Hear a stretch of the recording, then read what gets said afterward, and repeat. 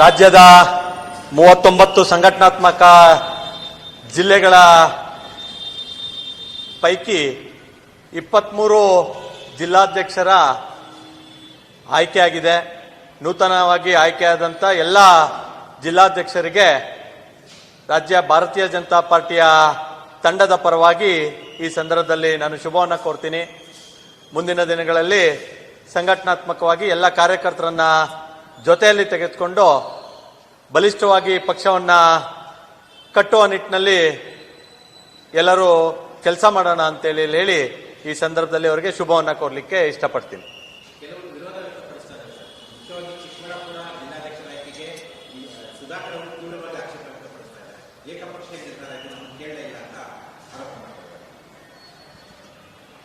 ಅಧ್ಯಕ್ಷರ ಆಯ್ಕೆ ಪ್ರಕ್ರಿಯೆ ಯಾವ ರೀತಿ ನಡೆಯುತ್ತೆ ಅನ್ನೋದು ಬಹುಶಃ ಎಲ್ಲ ಭಾರತೀಯ ಜನತಾ ಪಾರ್ಟಿಯ ಕಾರ್ಯಕರ್ತರಿಗೆ ಗೊತ್ತಿರುವಂಥ ವಿಚಾರ.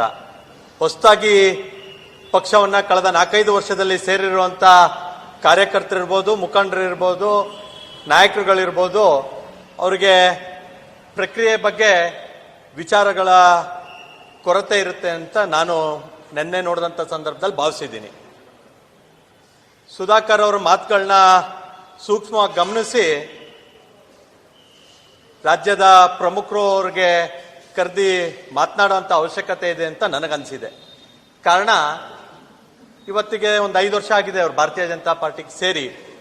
ಒಬ್ಬರು ಶಾಸಕರಾಗಿದ್ದಂಥವರು ಭಾರತೀಯ ಜನತಾ ಪಾರ್ಟಿಯ ಸರ್ಕಾರ ಬರಬೇಕು, ಯಡಿಯೂರಪ್ಪ ಅವರ ನಾಯಕತ್ವವನ್ನು ಒಪ್ಪಿ ಭಾಜಪ ಸೇರಿದ್ದಾರೆ ಅಂತೇಳಿ ಹೇಳಿ ಅವ್ರನ್ನ ಬಹಳ ಮುಕ್ತವಾಗಿ ಭಾರತೀಯ ಜನತಾ ಪಾರ್ಟಿಗೆ ಸ್ವಾಗತವನ್ನು ಮಾಡಿದ್ವಿ.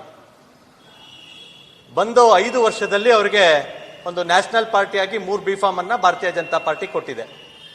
ಶಾಸಕರಾಗಿ ಪುನರಾಯ್ಕೆಯಾಗಿ 4 ವರ್ಷ ಮಂತ್ರಿಗಳು ಮಾಡಿದೆ. ಅದಾದ ನಂತರ ಮತ್ತೊಮ್ಮೆ ಬಿಫಾಮ್ ಕೊಟ್ಟು ಚುನಾವಣೆಯಲ್ಲಿ ಸೋಲನ್ ಕಂಡ್ರು. ನಂತರ ಅವ್ರಿಗೆ ಮತ್ತೆ ಪಕ್ಷ ಕೈ ಹಿಡಿದು MP ಸೀಟನ್ನು ಕೊಟ್ಟಿದೆ. ಅಂದ್ರೆ 5 ವರ್ಷದಲ್ಲಿ 3 ಬಿಫಾಮು, 4 ವರ್ಷ ಮಂತ್ರಿಗಿರಿ ಕೊಟ್ಟಿದೆ. ಭಾರತೀಯ ಜನತಾ ಪಾರ್ಟಿಯಲ್ಲಿ ಯಾವುದು GPS ಸಿಸ್ಟಮ್ ಇಲ್ಲ. MP ಆದ ತಕ್ಷಣ ಇಡೀ ಜಿಲ್ಲೆ ಸುಧಾಕರ್ ಅವ್ರಿಗೆ ಬರ್ಕೊಡ್ಬೇಕು ಅನ್ನೋ ಸಿಸ್ಟಮ್ ಇಲ್ಲ. ಪ್ರೀತಮ್ ಗೌಡ ಹಾಸನ್ ಜಿಲ್ಲೆಯಲ್ಲಿ ಪ್ರಧಾನ ಕಾರ್ಯದರ್ಶಿ ಆಗಿದ್ದಾನೆ ಅಂತ ಹೇಳಿದ್ರೆ ಇಡೀ ಜಿಲ್ಲೆ ರಾಜಕಾರಣ ಪ್ರೀತಮ್ ಗೌಡ ಹಿಡಿತದಲ್ಲಿ ಇರಬೇಕು ಅಂತ ಸರ್ವಾಧಿಕಾರಿ ಧೋರಣೆ ನಮ್ಮ ಪಕ್ಷದಲ್ಲಿ ನಡೆಯೋದಿಲ್ಲ, ನನ್ನೂ ಒಳಗೊಂಡಂತೆ.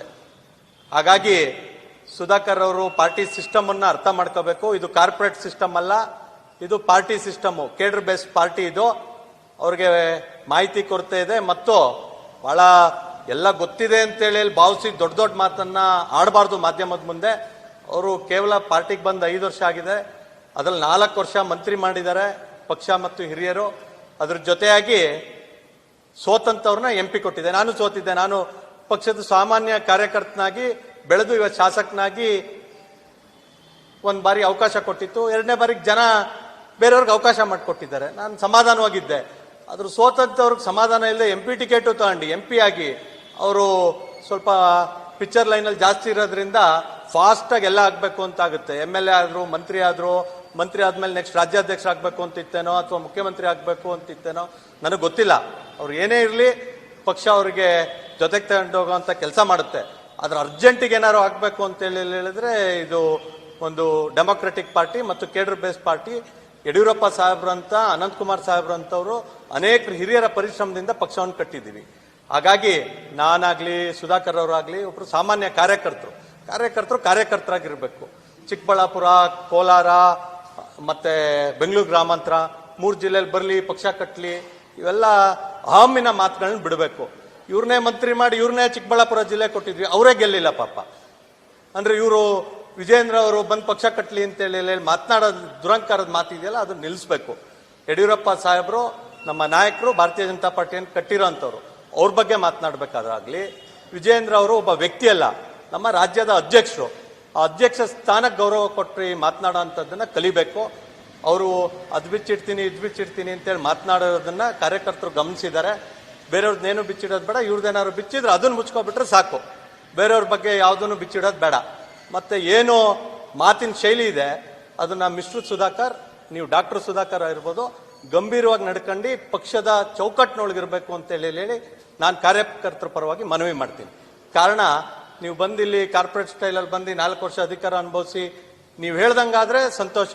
ನೀವು ಹೇಳಿದ್ದಾಗ್ಲಿಲ್ಲ ಅಂತ ಹೇಳಿದ್ರೆ ನಾನು ಯೋಚನೆ ಮಾಡ್ತೀನಿ ಅಂತ ಹೇಳಿದ್ರೆ ನಿಮ್ಗೆ ಈ ಮನಸ್ಥಿತಿಗೋಸ್ಕರನೇ ಪಕ್ಷ ತೀರ್ಮಾನ ಮಾಡೋದು ಅಥವಾ ಕಾರ್ಯಕರ್ತರು ತೀರ್ಮಾನ ಮಾಡೋದು ಎಲ್ಲ ನಿಮ್ಮ ಕೈಲಿ ಇರಬಾರ್ದು, ಪಕ್ಷದ ಕೈಲೂ ಇರಬೇಕು.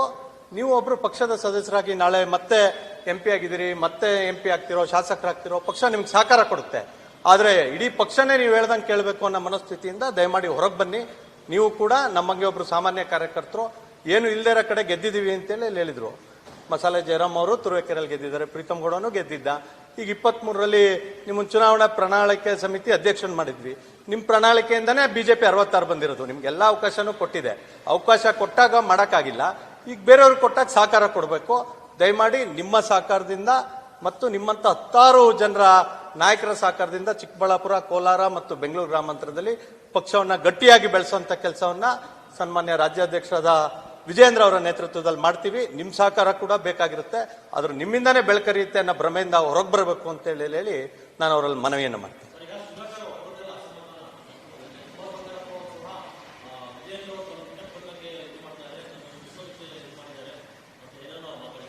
ನೋಡಿ, ಒಬ್ರು ಸಮಾಧಿ ಕಟ್ತೀನಿ ಅಂತಿದ್ದಾರೆ, ಇನ್ನೊಬ್ರು ಮುಗಿಸ್ತೀನಿ ಅಂತಿದ್ದಾರೆ. ಸ್ವಂತ ಶಕ್ತಿ ಮೇಲೆ ನಂಬಿಕೆ ಇಲ್ದೋದ್ರೆ ಬೇರೆಯವ್ರು ಮುಗಿಸ್ತಾರೆ ಅಂತೇಳಿ ಅನ್ಕೊಳ್ತಾರೆ.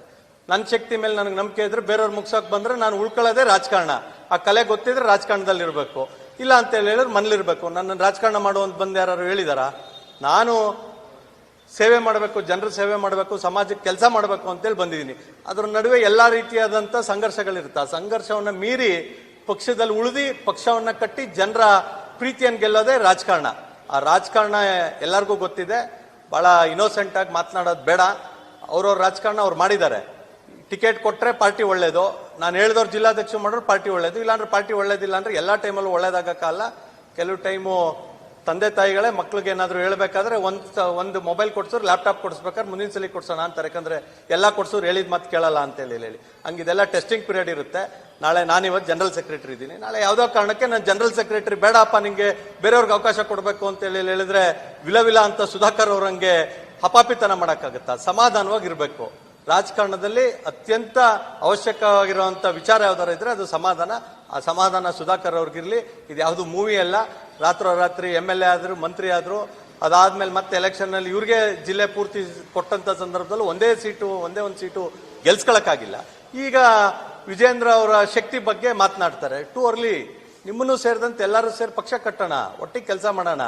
ನೀವು ಹೇಳಿದ್ದನ್ನು ಕೇಳಲಿಲ್ಲ ಅಂದ ತಕ್ಷಣ ಪಕ್ಷದವ್ರು ಸರಿ ಇಲ್ಲ ಅಂತ ಹೇಳ ಮನೋಧರಣೆ ದಯಮಾಡಿ ಬದಲಾವಣೆ ಮಾಡ್ಕೊಳ್ಳಿ ಅಂತ ಹೇಳಿ ಅವ್ರ ಕಿವಿ ಮಾತು ಹೇಳ್ತೀನಿ.